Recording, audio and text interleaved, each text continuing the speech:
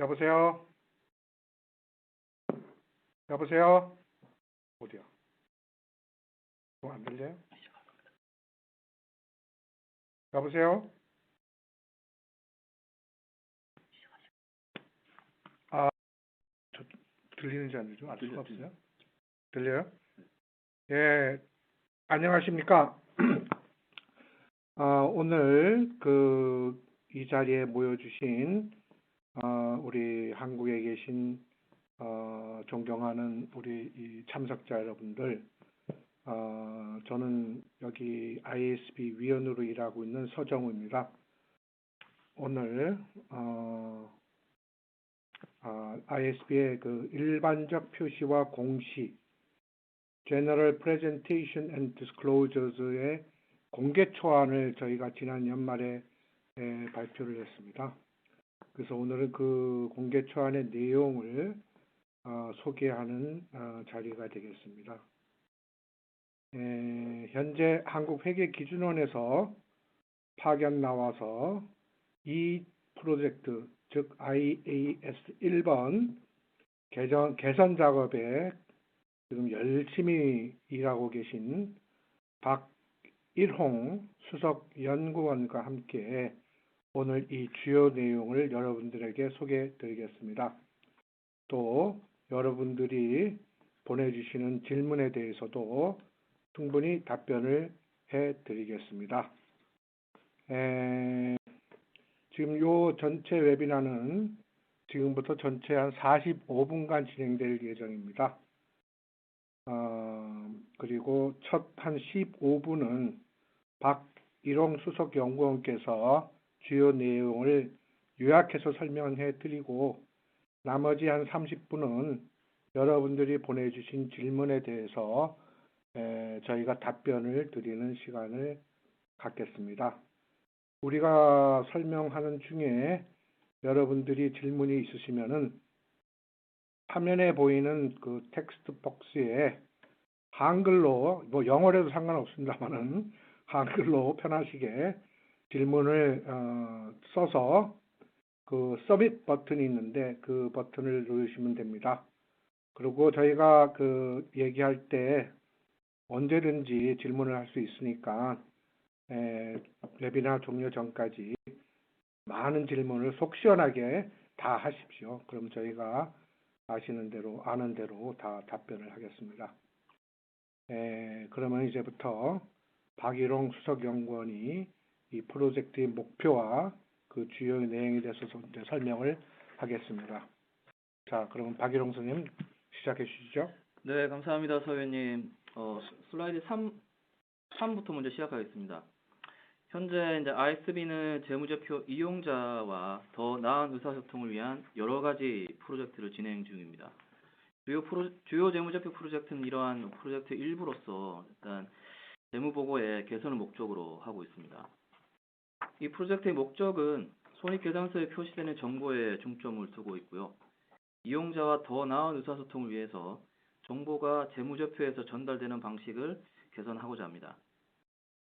ISB는 공개 초안의 제안을 개발하는 동안에 투자자들로부터 이러한 강한 요구를 듣고 이를 반영하기 위해서 공개 초안을 개발했습니다.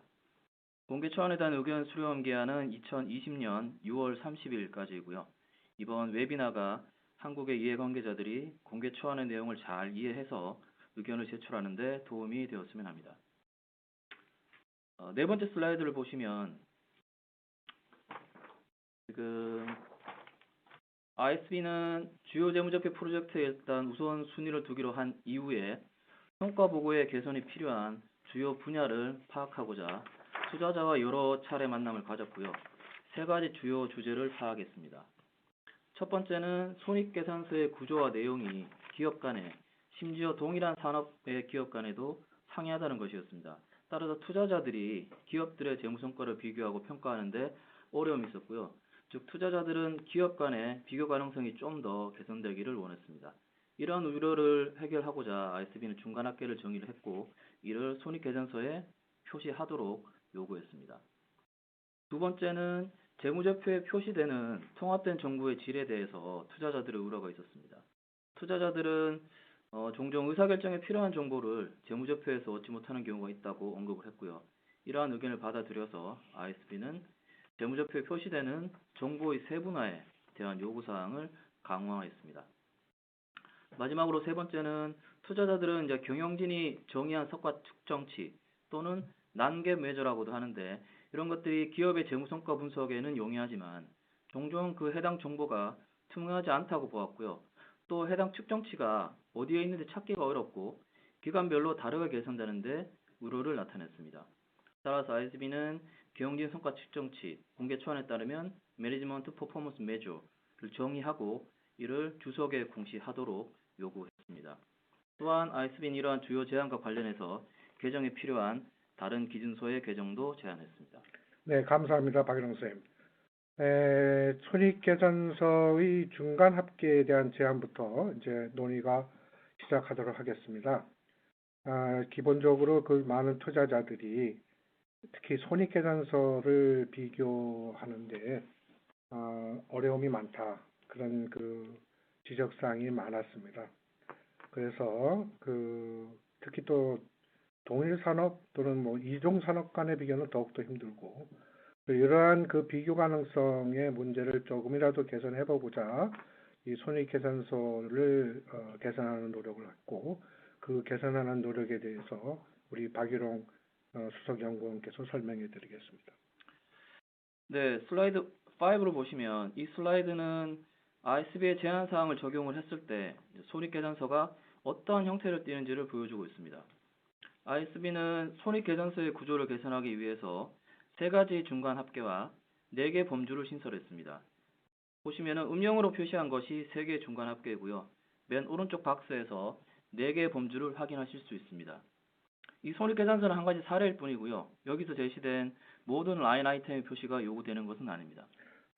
이 손익계산서에서 영업손익과 영업범주를 볼 수 있습니다. 영업손익은 가장 일반적으로 사용되는 중간 합계 중 하나로 알고 있습니다.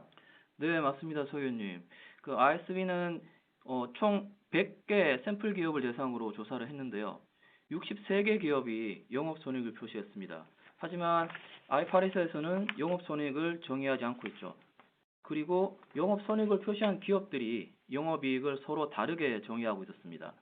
심지어 이 100개 샘플 기업들 중에 이 기업들은 최소한 9개의 서로 다른 영업이익에 대한 정의를 사용하고 있었습니다.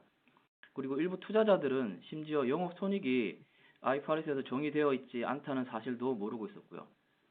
ISB는 영업손익을 정의하고 표시를 요구함에 따라서 재무보고를 유의적으로 개선할 것으로 보고 있습니다. 영업손익은 기업의 주된 사업활동에서 발생한 모든 수익과 비용을 포함합니다. 하지만 영업손익이 디폴트 카테고리로 정의되었기 때문에 다른 범주에 속하지 않는 모든 수익과 비용도 포함하게 됩니다. 네, 감사합니다.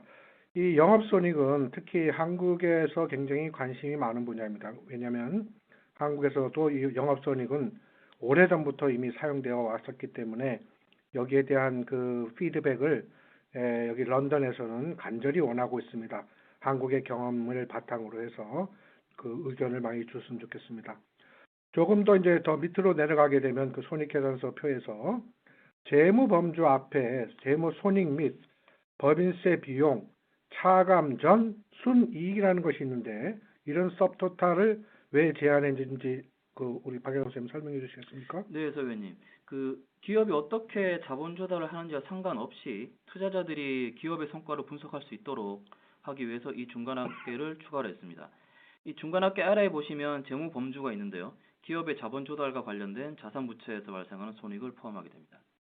예, 감사합니다. 또한 거기 영업손익 및 필수적 관계기업과 공동기업 투자에서 발생하는 수익과 비용, 이 서브토탈이 추가되었는데요. 네, 이 중간합계 아래에 보시면 투자 범주가 있습니다. 즉, 기업의 주요 사업활동의 일부가 아닌 투자에서 발생하는 손익을 포함하기 위해서 투자 범주를 신설했습니다. 많은 기업들은 지분법을 적용하는 투자는 종종 기업의 주요 사업활동과 밀접하게 관련이 있기 때문에 투자 범주에 포함되어서는 안 된다라고 보았습니다. 그리고 또 많은 투자자들은 지분법 손익은 피투자 회사의 손익이 혼합되어 있기 때문에 지분법 손익을 영업 손익에 포함하게 되면 투자자들의 분석을 더 어렵게 한다라는 의견도 있었고요. 그리고 이 중간합계 위에 보시면 이제 또 다른 범주인 필수적 관계 기업과 공동기업 투자에 대한 지분법 손익이 있습니다. 앞서 말씀드린 기업들과 투자자들의 의견을 반영하기 위해서 기업의 주된 사업 활동과 밀접하게 관련된 관계기업과 공동기업에 대한 정보를 구분해서 이를 필수적이라고 정의했습니다. 필수적 관계기업과 공동기업 투자에 대한 지분법 손익은 영업손익이 아닌 별도 범주에 표시를 하고요. 영업손익 및 필수적 관계기업과 공동기업 투자에서 발생하는 수익과 비용이라는 중간합계 표시를 제한했습니다. 그리고 기업의 주된 사업 활동과 밀접하게 관련되지 않은 관계기업과 공동기업에 대한 정보는 필수적이지 않은 관계기업과 공동기업 투자에서 발생하는 수익과 비용으로 정의를 하고 투자 범주에 표시하도록 제한했습니다. 예, 감사합니다, 박일홍 선생님. 이러한 세 가지의 중간 합계는 모든 기업에게 적용되는 것으로 알고 있습니다. 그런데 파이낸싱이나 인베스팅을 주된 영업활동으로 하는 기업의 경우 이 세 가지 중간 합계를 어떻게 적용합니까? 예를 들어 은행이 가는 그 순이자 인컴 또는 이자 비용을 재무 범주에 포함시켜야 합니까? 그건 아니고요. ISB는 영업손익이 주된 사업 활동에서 발생하는 손익을 포함하도록 영업손익을 개발했습니다. 따라서 은행은 이자 비용을 재무 범주가 아닌 영업 범주로 분류를 하게 됩니다. 이와 유사하게 투자회사도 투자에서 발생한 손익을 투자 범주가 아닌 영업 범주로 분류합니다. 네, 감사합니다. 지금까지 첫 번째 주요 주제인 중간합계 서브토털에 대한 제한을 알아봤습니다. 두 번째 주요 제한 사항 중에 하나인데 이것은 정보의 세분화, 디스애그리게이션에 대한 그 요구가 투자자들로부터 많이 제한되었습니다. 그러니까 내용 재무제표에 표시되는 그 각 항목의 그 세분화 정도가 너무 중구난방이고 어떤 경우는 너무 생략되어 있고 어떤 경우는 너무나 지나치게 자세화되어 있고 이런 식으로 해서 여러 가지 그 문제점이 제시되었기 때문에 요 세분화와 관련된 내용을 개선하기 위해서 공개 초안에 여러 가지 제한 사항이 있습니다. 그 내용이 뭐죠? 네, ISB는 중간 합계 제한을 통해서 이미 재무제표에 표시되는 정보의 서분화를 개선했다고 봤고요. 또한 정보가 주요 재무제표와 주석에서 세분화되어 제공될 수 있도록 하는 제한을 추가했습니다. ISB는 기업들이 그 제공되는 정보의 통합과 세분화의 수준을 본인들의 상황에 맞게 결정할 수 있도록 주요 재무제표의 역할과 주석의 역할을 각각 제시하고 정보의 통합과 세분화에 대한 원칙을 포함하였습니다. 또한 기타 비용과 같은 그 other line items가 보다 유용한 정보를 제공할 수 있도록 구체적인 요구사항도 포함했습니다. 그리고 ISB는 재무제표에 별도 표시가 요구되는 새로운 항목을 추가하였고요. 영업비용 분석에 대한 요구사항을 강화하였습니다. 예, 감사합니다. 요번에 특히 재미난 것은 ISB가 비경상 수익과 비용, 그래서 unusual income and expense에 대한 새로운 요구사항을 포함시켰다고 들었습니다. 이 제안의 구체적인 내용은 무엇인지요? 네, 현재 많은 기업들이 비반복적으로 발생하는 비용 또는 이와 유사한 비용들을 공시하고 있고 소수의 기업들은 비반복적으로 발생하는 수익도 공시하고 있습니다. 투자자들은 종종 이러한 정보들이 미래 현금 흐름을 예측하는데 도움이 된다고 언급하면서도 기업들마다 이러한 정보를 제공하는 방식이 매우 다양하고 종종 투명하지 않고 어떻게 또 왜 이런 항목들을 비경상적이라고 보았는지 명확하지 않다고 불허를 제기를 했고요. ISB는 슬라이드에서 보시듯이 그 수익과 비용이 제한된 예측 가치를 가지는지에 중점을 둬서 비경상 수익과 비용을 정의를 하였고 이를 주석에 공시하도록 구체적인 요구사항을 제안하였습니다. 네, 감사합니다. 마지막 그 주제인 그 경영진이 정의한 성과 측정치, 소위 말하는 non-GAAP performance measure라고 하는 그 소문나에 있는 이 내용에 대한 그 여러 가지 제안이 이번에 포함되어 있습니다. 그 내용들이 어떤지 한번 설명해 주십시오. 네, 앞서 언급한 바와 같이 투자자들은 경영진이 정의한 성과 측정치가 그 투자자들의 분석에 유용하지만 관련 정보가 종종 투명하지 않고 찾기 어렵고 일부는 기간별로 다르게 계산되고 있다고 우려를 제기를 했고요. 이러한 성과 측정치 사용에 대한 투명성을 개선하고 원칙을 제시하기 위해서 ISB는 슬라이드에서 보시는 바와 같이 경영진의 성과 측정치를 정의하고 이러한 성과 측정치의 서브셋을 정의를 했습니다. ISB는 또한 경영진의 성과 측정치와 I8S에서 명시된 합계나 중간합계 중에서 가장 직접적으로 이 경영진 성과 측정치와 비교 가능한 항목을 차이 조정한 내용을 주석에 공시하도록 요구했습니다. 네, 이러한 경영진이 정의한 성과 측정치는 한국에서도 이미 사업 보고서에 주석 공시가 이제 주석 공시라기보다는 하여튼 별도의 공시로 요구되어 왔습니다. 그러나 그 이번에 저희가 포함된 내용은 보다 컴프리헨시브하게 이 성과 측정치가 좀 더 비교 가능하고 투명하도록 하는 그 제한 사항이 들어가 있으니 많이 그 비교해서 한국의 상황 실제 실무와 공시 규정과 이 우리가 제안한 내용들을 비교해서 좋은 의견을 많이 주시기 바랍니다. 지금까지 그 공개 초안의 3가지 주요 제안 사항을 살펴보았습니다. 일단 이제 Q&A에 더 들어가기 전에 이 공개 초안 자체의 구조에 대해서 박일홍 선생님 간단하게 설명해 주십시오. 네, ISB는 현행 IS 1번을 대체하는 새로운 기준선을 제안하고 있습니다. 새로운 기준서는 표시와 공시에 대한 새로운 요구사항뿐만 아니라 일부 용어 및 표현을 변경한 현행 IS 1번의 요구사항도 포함하고 있습니다. 또한 공개 초안은 이 IS 1번 새로운 기준서에 따른 타 기준서 개정 사항도 함께 포함하고 있습니다. 그리고 공개 초안에 대해서 좀 더 자세한 내용을 알고 싶어 하시는 분들을 위해서 ISB가 제공하고 있는 공개 초안과 관련된 자료들을 여기 슬라이드에서 요약을 했고요. 모든 자료들은 ISB 홈페이지에서 내려받아서 이용이 가능합니다. 네, 감사합니다. 박일홍 선생님. 저희가 웨비나를 하는 동안 질문을 받았습니다.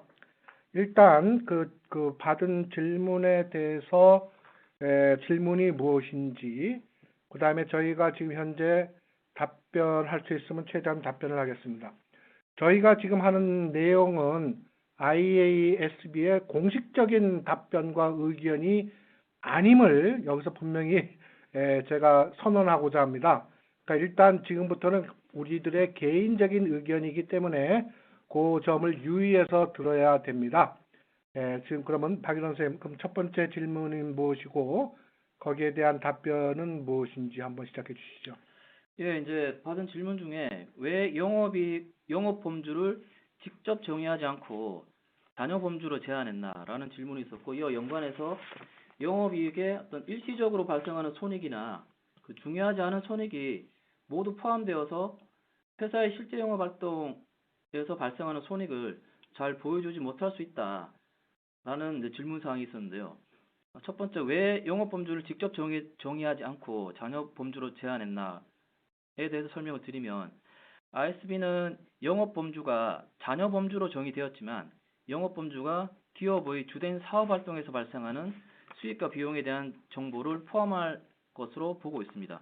왜냐하면 대부분의 기업들이 재무손익, 법인세, 일부 투자나 중단 영업을 제외하고는 순이익에 포함된 모든 수익과 비용이 기업의 그 영업으로부터 발생합니다. 그리고 은행, 보험회사, 투자기업에 대해서는 그들의 주된 사업 활동에서 발생하는 수익과 비용을 영업 범주로 분류하도록 하는 구체적인 요구사항을 제안했습니다. 그리고 기업별로 그 다양한 사업 활동을 수행하고 있기 때문에 이러한 기업들에게, 심지어는 동일 산업에 속해 있는 기업들에 대해서도 일관되게 적용될 수 있도록 영업 범주를 직접 정의하기가 어려웠고요. 따라서 영업 범주를 자녀 범주로 정의하는 게 직접 정의하는 것보다는 보다 더 심플하다고 보았습니다. 그리고 어떤 손익이 투자 범주와 재무 범주로 분류되는지를 결정하는 것이 영업이익을 직접적으로 정의해서 적용하는 것보다 기업의 판단이 덜 필요하다고 보았고요. 그리고 영업손익이 자녀 방식으로 정의되었기 때문에 기업들이 좀 더 일관되게 적용할 수 있다고 보았습니다. 그리고 모두가 동의하도록 영업이익을 직접 정의하는 것보다 투자 범주와 재무 범주를 정의하는 것이 상대적으로 용이했고요. 그리고 이제 비경상적, 비반복적으로 발생하는 수익, 비용, 이런 것들 관련해서 왜 영업이익을 주요 사업 활동에서 반복적으로 발생하는 수익과 비용의 중간합계로 정의하지 않았나? 라는 부분에 대해서는 영업 범주는 제한적인 예측 가치를 지닌 비경상 수익과 비용을 모두 포함합니다. ISB는 예측 가치를 영업 활동에서 발생하는 수익 비용과 다른 활동에서 발생하는 수익 비용을 차별화하는 속성으로 보지는 않았습니다. 하지만 투자자들이 그 비경상적인 수익과 비용이 그 투자자 의사결정에 유용하다고 보았고요. 따라서 ISB는 투자자 의견을 고려해서 이러한 정보를 주석에 공시하도록 요구를 했습니다. 투자자들은 따라서 원한다면 ISB가 제안하는 그 비경상적인 수익과 비용 공시 정보를 이용을 해서 비경상 항목을 제외한 영업이익을 계산해서 사용할 수도 있을 것입니다. 네, 박일홍 선생님, 감사합니다. 아주 예리한 질문을 저희한테 보내주셨는데, 이 영업이익이 왜 잔여이익이냐, 왜 직접 정의를 못했느냐, 또는 그 비경상 이 인컴과 익스펜시즈들을 왜 포함시키느냐, 그걸 뺄 수 없느냐, 이런 그 지적은 정말 예리한 지적입니다. 그래서 저희도 여러 가지 고민을 해서 그 문제점들을 또 있다는 걸 알기 때문에 해결하기 위한 노력을 여러 번 회의를 통해서 또 많은 외부 이해관계자들의 의견을 들어서 해결을 하려고 시도해 봤으나 결국은 그게 어렵고 실무적으로 어렵고 그래서 현재의 모양대로 공개 초안에 저희의 제안사항을 포함시켰습니다. 그래서 아무튼 자세히 검토를 해보시고 혹시라도 해결할 수 있는 방법이 있다면 저희한테 알려주시면 저희가 적극 반영하도록 노력하겠습니다. 감사합니다. 그리고 혹시 다음 질문은 뭐 어떤 게 와 있습니까? 네, 다음 질문은 이제 필수적인 관계기업과 공동기업을 구분한 것과 관련된 질문인데요. 필수적인 또는 필수적이지 않은 관계기업과 공동기업을 구분하는데 자의적인 판단이 들어갈 수 있을 텐데 더 명확하고 충분한 지침이 필요할 수 있다고 보는데 이에 대해서 어떤 추가적인 지침이나 그런 것들이 있는지 알고 싶어 한다는 질문이 있었습니다. 설명을 드리면 투자 범주의 정의를 충족하는지 여부에 따라서 필수적 또는 필수적이지 않은 관계기업과 공동기업에 대한 투자를 구분합니다. 즉 관계기업 또는 공동기업에 대한 투자에서 발생하는 수익이 개별적으로 그리고 회사의 다른 자산과 독립적으로 발생하는 경우에는 그 관계기업 또는 공동기업에 대한 투자를 투자회사의 사업에 필수적이라고 보지는 않습니다. 반대로 투자회사와 관계기업 또는 공동기업이 서로 상호 의존적이라면 그 관계기업 또는 공동기업은 투자회사의 주요 사업에 필수적이라고 봅니다. 예를 들면 관계기업 또는 공동기업과 통합된 비즈니스 라인을 가지거나 상호 또는 브랜드명을 공유하는 경우 또는 서로 대체가 어려운 그 수요 공급자 관계인 경우에는 필수적인 관계기업 또는 공동기업으로 볼 수 있습니다. ISB는 이렇듯 구분에 필요한 지침을 제공함과 동시에 지금 현재 기업들과 필드웍을 진행하고 있는데요. 이 필드웍을 하는 동안에 기업들이 이러한 제안을 어떻게 적용할지에 대해서 테스트도 할 예정입니다. 네, 이 Core Associates and Joint Ventures 이 개념도 굉장히 논란이 많았습니다. 역시 저희 이사회에서 논쟁이 많았던 이슈들을 우리 한국에 계신 존경하는 우리 한국에 계신 우리 여러분들께서 그 점을 아주 정확하게 집어내시네요. 지금 맞습니다. 그런 지적하신 분들은 당연히 지적하실 만한 그 내용이고 또 지금보다도 저희가 제안한 내용보다도 더 좋은 대안이 있다면 저희는 언제든지 받아들일 준비가 되어 있습니다. 왜냐하면 이 내용에 대한 한계점을 우리가 제안한 내용 개선안에 대한 한계점, 장점도 있지만 한계점도 저희가 분명히 인식하고 있기 때문입니다. 그래서 언제든지 좋은 내용이 있으면 알려주시기 바랍니다. 혹시 또 다른 질문이 있습니까? 네, 이번에는 이제 경영진 성과 측정치에 대한 질문인데요. 그 손익계산서에서도 경영진 성과 측정치를 포함하도록 한다면 그 재무제표를 이해하는데 혼란스러울 수 있고 감사 문제도 있을 수 있다고 생각하는데 예를 들어서 IFRS에서 규정하지 않은 방식으로 경영진 성과 측정치를 손익계산서에 표시하는 경우 이럴 경우에는 더 혼란스러울 거다라는 의견이 있었습니다. 이 부분에서 설명을 드리면 ISB는 경영진 성과 측정치를 손익계산서에 표시하는 것을 금지하지는 않습니다. 다만 손익계산서의 구조에 맞는 경우에만 손익계산서 표시가 가능하기 때문에 경영진 성과 측정치의 손익계산서 표시는 매우 드물 것으로 보고 있습니다. 왜냐하면 경영진 성과 측정치가 손익계산서에 표시되기 위해서는 영업, 투자, 재무범주와 부합해야 되고 성격별 비용 또는 기능별 비용 표시와 부합해야 하고 거기에 더해서 그 성과 측정치가 IFRS에 따라서 인식되고 측정된 금액으로 구성되어야만 손익계산서 표시가 가능합니다. 그리고 경영진의 성과 측정치가 손익계산서에서 너무 두드러지게 표시될 수 있다는 우려를 고려해서 또한 여기에 더해서 손익계산서의 그 컬럼 방식을 사용해서 표시하는 것을 금지를 했습니다. 여기까지가 경영진의 성과 측정치에 대한 질문에 대한 답변을 드렸고요. 네, 감사합니다. 소위 말하면 MPM, 경영자 측정의한 성과 측정치, 이 부분에 대해서는 한국에서는 사실은 지금 사용 빈도가 적고 또 우리 자본시장에 계신 분들이 특히 관심이 지금까지 적었다고 볼 수 있습니다. 그래서 아마 저희가 이런 개선안을 내면 좀 더 관심이 늘어나고 그래서 여러 가지 요구사항이 추가될 거로 예상됩니다. 그래서 지금 질문도 그러한 예상된 반응에 대한 선제적인 질문이라고 저는 생각이 됩니다. 맞습니다. 이 경영진의 성과 측정치는 여러 가지 문제점이 그 사이에 많이 있었습니다. 말씀하신 대로 감사하기 힘들고 또 그 계산한 근거도 IFRS를 적용하지 않은 경우마저도 있었고 하는 여러 가지 문제점이 많았습니다. 특히 유럽이나 미국에서 이 경영진 성과 측정치는 거의 70%, 80%의 그 상장 회사들이 다 많이 사용되고 있었는데 지금 말씀한 대로 비교하기도 힘들고 그 숫자에 대한 신뢰성도 크게 떨어졌기 때문에 여러 가지 문제점이 있었고 그래서 그거를 개선하기 위한 내용입니다. 물론 다행히 한국의 경우는 그런 문제점이 지적이 이제 적었습니다만은 앞으로는 한국의 상장 기업들도 이 경영진 성과 측정치를 많이 활용할 것이고 또 그것을 많이 주석 공지할 것으로 생각됩니다.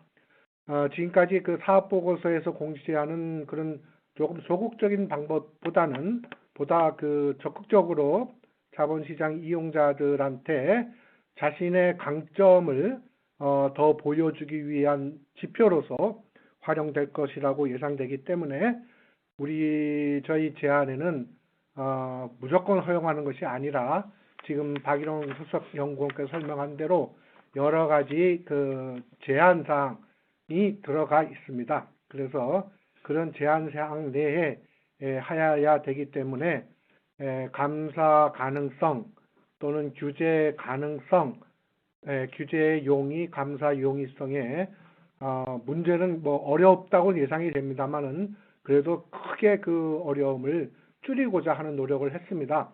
그러나 그래도 여전히 한국에 계신 여러분들이 마음에 안 든다.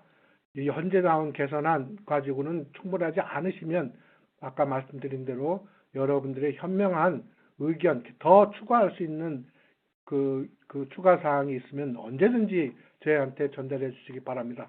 그러면 미안합니다. 언제까지는 아니고 6월 30일까지 6월 30일까지가 맞죠? 네. 네. 이 공개 초안의 그 카멘트 듀 데이트가 6월 30일까지니까 가능하면 그때까지 주시면 저희가 본격적으로 잘 반영할 수 있고 그 이후에 줘도 사실은 상관없습니다. 계속 저희가 이 작업을 하려면 시간이 상당히 걸리기 때문에 그때 주셔도 됩니다. 혹시 또 다른 좋은 질문이 있는지요? 네, 또 비경상 수익 비용에 대한 질문인데요. 비경상 수익 비용 손익 여부에 비경상 여부에 대한 판단이 영업 손익에 포함된 비용만 대상으로 해야 되나요? 아니면 모든 손익을 대상으로 해야 되나요? 라는 질문이 있었는데요. 영업손익에 포함된 비용뿐만 아니라 모든 손익을 대상으로 비경상 손익 여부를 판단해서 관련 내용을 주석으로 공시하셔야 됩니다. 그리고 이제 공개 내용에 대한 구체적인 내용뿐만 아니라 그 최종 기준서가 언제 발표되고 언제 시행될 예정인가요라는 질문이 있었는데요. 이러한 제한 사항을 이제 준비하기 위한 기업들 입장에서는 되게 중요한 질문이죠. 그래서 ISB는 올해 6월 말까지 공개 초안에 대한 의견 수렴을 하고요. 올해 4분기부터 이 피드백을 포함해서 심의를 시작을 합니다. 그리고 심의가 종료된 이후에 최종 기준서를 발표할 예정인데, 새로운 기준서는 그 최종 기준서가 발표된 이후에 1년 반 또는 2년이 경과한 시점부터 시행을 하게 됩니다. 혹시 그렇다면은 지금 최종 기준서가 발표되는 시점은 내년 하반기라고 볼 수 있을까요? 이제 예정대로 진행이 된다면 그렇게 예측할 수 있을 것 같습니다. 네, 그리고 내년 하반기에 만약에 기준서가 완성이 된다면 그 이후에 한 2년 정도 지나야 그 시행 시기가 결정이 되겠군요. 네, 맞습니다. 네. 네, 그러면 적어도 앞으로 한 2년, 3년은 여유가 있습니다. 네, 뭐 여유가 있을 것 같긴 하지만 그래도 미리 준비를 하시는 게 좋지 않을까라는 게 개인적인 의견입니다. 아, 그렇죠. 네, 맞습니다. 미리 준비하는 것이 항상 좋으니까. 네. 그럼 또 다른 질문이 있습니까? 네, 그리고 저희가 이제 세 가지 중간 합계를 제안을 했는데 영업손익 말고도 실무에서는 EBITDA, EBITDA 이 부분이 많은 성과 측정치로 사용이 되고 있는데 왜 EBITDA를 정의를 하지 않았나라는 질문이 있었습니다. EBITDA가 재무보고에서 일반적으로 사용되는 측정치이기는 하지만 EBITDA가 어떤 정보를 나타내는지에 대해서는 투자자들마다 다양한 의견이 존재했습니다. 그리고 EBITDA를 계산하는 방식도 기업마다 매우 다양했고요. 따라서 이러한 실무 다양성으로 인해서 ISB가 EBITDA를 일관되게 정의하기가 매우 어려웠습니다. 하지만 ISB는 EBITDA와 유사한 감가상각비와 감모상각비, 차감 전 영업손익을 IFRS가 특정한 측정치로 제한을 하고 있습니다. 기업들은 이 감가상각비와 감모상각비, 차감 전 영업손익을 성격별 손익계산서에 표시하거나 주석에 공시할 수가 있게 되는데요. 따라서 그 앞서 설명드린 경영진의 성과 측정치와 관련해서 이 감가상각비와 감모상각비, 차감 전 영업손익은 경영진 성과 측정치가 아니게 되는 것이고요. 그리고 ISB는 이 감가상각비와 감모상각비, 차감 전 영업손익의 구성 내용이 그 약어인 EBITDA가 나타내는 것과 완전히 같지 않기 때문에 이를 EBITDA로 정의하지 않기로 결론을 내렸고요. 그리고 감가상각비와 감모상각비, 차감 전 영업손익을 EBITDA로 정의를 하게 되면 마치 영업손익이 법인세와 이자 비용 차감 전 순이익과 같게 되는데, 근본 공개 초안에 따르면 그렇지 않은 경우가 있습니다. 예를 들면 영업손익은 지분법 손익을 필수적인 지분법 손익을 포함하지 않는 것처럼 말이죠. 네. 지금 좋은 질문과 또 우리 박영 선생님의 친절한 답변이 있었습니다. 여러 가지 굉장히 아주 좋은 질문들이 계속 올라오고 있습니다. 그래서 예를 들면은 우리나라의 경우는 그 영업 이익 계산하는 경험이 많은데 영업 이익의 그 계산 방법에 대한 구체적인 질문들이 꽤 많이 올라오고 있네요. 예. 실무적으로 어려움이 많은 분류하기, 어떤 것은 영업이고 어떤 것은 비영업 또는 재무, 투자 그쪽으로 포함시켜야 될지에 대한 아주 어려운 아이템들이 많이 있다. 그런 거에 대해서 구체적인 지침을 제공할 것이냐 하는 그런 질문도 있네요. 근데 하여튼 그런 의견에 대해서 너무나 고맙고, 저희가 원하는 것은 저런 오랜 경험에 따른 그 어려움을 저희한테 전달해 주는 겁니다.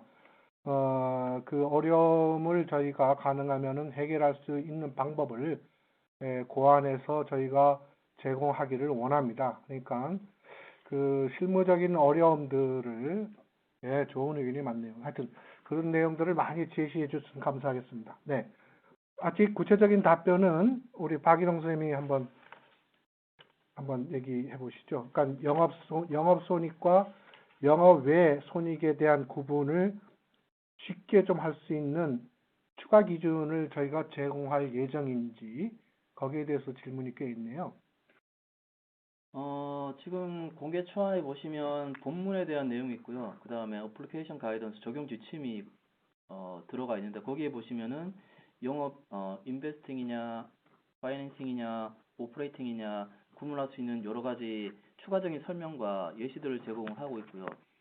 저희가 손익계산서 그다음에 주석에 사례들도 뒤쪽에 별도 어펜딕스로 해서 제공하고 있기 때문에 그것을 보시면 조금 도움이 될 수 있을 것 같긴 한데 워낙 현재 한국에서 사용하고 있는 영업손익 항목, 영업의 손익 항목들이 워낙 구체적으로 제시가 되어 있다 보니까 이런 부분들하고 지금 ISB가 제안하는 공개 초안의 내용과 몇 가지 다른 것들이 있을 것 같습니다. 그런 부분들은 일단 뭐 저희도 조금 더 논의를 해봐야 될 것 같지만 일단 여러분들께서도 현행 저희 KIFRS 기준과 이 ISB가 제안하는 공개 초안의 내용이 어떻게 달라질지 의견을 주시면 저희도 조금 더 논의를 해보도록 하겠습니다.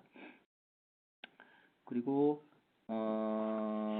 몇 가지 질문이 있는데요.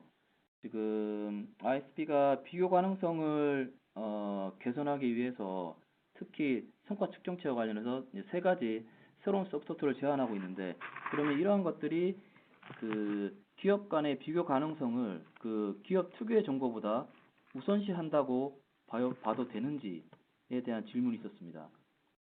그 ISB는 비교 가능한 정보를 기업 특유의 정보보다 더 우선순위에 두지는 않습니다. 투자자들은 두 가지 정보 모두에 가치를 두고 있고요. 하지만 투자자들이 손익계산서에 좀 더 비교 가능한 중간합계를 원했습니다. 투자자들이 이제 손익계산서에 포함된 정보를 통해서 기업 간 비교를 할 수 있고 이를 출발점으로 해서 이제 기업 분석을 하고 있다고 언급을 했고요. ISB는 이러한 투자자들의 요구를 고려를 해서 중간합계와 영업범주, 투자범주, 재무범주를 제안했습니다. 한편 투자자들한테 기업 특유의 정보를 제공하기 위해서 경영진의 성과 측정치, 그 다음에 비경상 수익과 비용 공시도 함께 제안을 했습니다. 그리고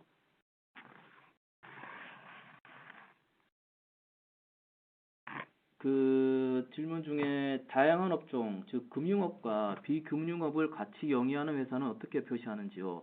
이것은 이제 콩글로머릿, 대기업, 대규모 집단에 대한 표시 이슈인데 그 이런 기업들은 이제 금융업과 비금융업 두 가지가 이제 주된 사업 활동으로 볼 수 있을 것이고요. 그런 부분들에 대해서 회사가 하나의 메인 비즈니스를 가지는지 두 가지 하나 이상의 메인 비즈니스를 가지는지 일단 그 부분도 이제 판단이 필요할 것 같습니다. 그래서 두 가지가 다 메인 비즈니스에 해당이 되면 둘 다가 이제 영업으로 올라가게 되는 그런 표시 방식을 선택을 하시면 될 것 같습니다. 네, 그것도 아주 굉장히 재미난 질문이네요. 아마 이 질문은 그 우리 공인회계사 분들이 많이 모이는 곳에서 질문을 해주신 것 같은데 아마 그런 문제를 많이 당면하셨던 것 같습니다. 그래서 아주 좋은 질문을 해주셨고요. 또 여기에 보면 기업에서 질문하신 내용 중에 하나로 기타 영업 외 손익, 재난 손실 등의 영업 외 손익 표시 기준이 사라지는 건가요? 한국에서 현재 영업 외 손익 표시 기준이 그 전에 그럼 현재 한국에서 사용하고 있는 영업 손익 분류 방식도 새로운 IFRS 기준으로 변경되는 것인지요? 어떻게 생각하십니까? 박영호 선생님? 네, 저희는 이제 한국은 IFRS를 풀리 어답션했기 때문에 ISB 현재 공개 초안이 최종 기준서로 확정이 되면 이제 그것을 저희가 번역 절차를 거쳐서 이제 저희 기준서 KIFRS로 이제 정식적으로 도입을 하게 되는데, 그렇게 되면 현재 저희 한국에 있는 그 영업손익 방식이 현재 ISB 공개청으로 제안하는 확정된 방식으로 이제 변경이 되게 됩니다. 그래서 지금 여기 주신 질문이 지금 재난 손실 같은 경우에 영업의 손익으로 표시가 되는데 이런 기준들이 사라지는지, 그런 부분도 이제 저희가 제안한 ISB에서 제안한 그 주된 영업 활동 메인 비즈니스 액티비티에서 발생한 것이라면 그것이 비경상적이든 비반복적이든 그런 것과 상관없이 전부 다 영업손익에 표시를 해야 될 것으로 보입니다.